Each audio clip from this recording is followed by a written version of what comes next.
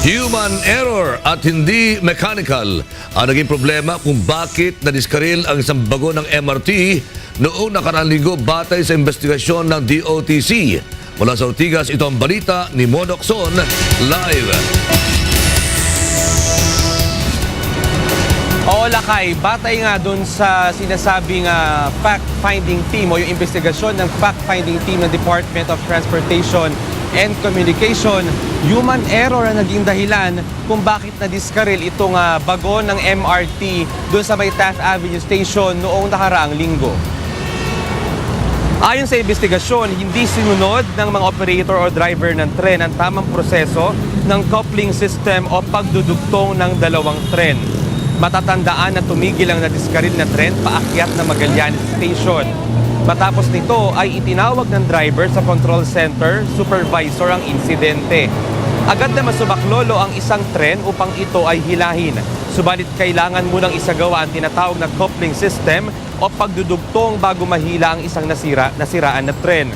Isa sa mga panuntunan na dapat sundin ay kapag nasiraan ng tren, kailangan munang makababa ang mga pasahero sa pinakamalapit na istasyon na taliwas din sa nangyari.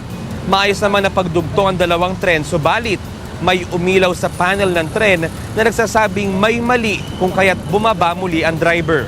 Mayroong iniikot na pihitan ng driver dahilan upang ito ay hindi mag-lock. Ayon sa DOTC, hindi ito kabilang sa coupling procedure. Inamin naman ng driver na pinihit niya ang lever sa pagkakaakalang ito ang maghihigpit sa pagdudugtong ng dalawang tren, subalit taliwas ito sa nangyari. Kahit walang pag-aproba mula sa control center, nagpatuloy ang driver ng tren na itulak ang nasirang tren. 15 km per hour lamang ang takbo ng isang tumutulak na tren, subalit batay sa black box ay nasa 40 km per hour ang bilis nito. Matapos nito ay kumalas ang pagkakadugtong sa dalawang tren kung kaya't bumulusok ito pababa sa top station at bumangga sa pader ng istasyon. Lakay, maaaring masampahan ng kasong administratibo ang dalawang driver ng tren. Kasama nito yung dalawa dun sa tatlong naka-duty dun sa tinatawag na control center ng MRT. At inaasahan na pagkatapos nga nito ay hindi rin sila makakatanggap na anumang benepisyo matapos silang matanggal sa kanilang mga trabaho.